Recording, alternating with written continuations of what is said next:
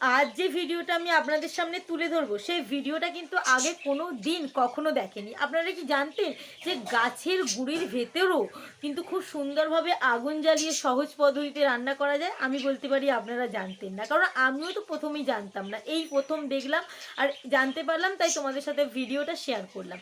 দেখুন, এই মানুষটা মানে একজন পর্যটকই হয়তো, তিনি হয়তো এরকম ঘুরে ঘুরেই বেড়ায় জঙ্গল পাহাড়, তার হয়তো এটাই নেশা।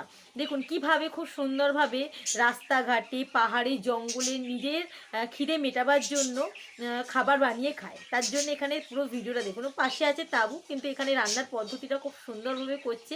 আর এখানে গাছের গুঁড়ির ভেতরে ফুটো করে এক রকমের জিনিস দিয়ে আগুন জ্বালিয়ে খুব সুন্দরভাবে রান্নার পদ্ধতিটা সেরে নিল।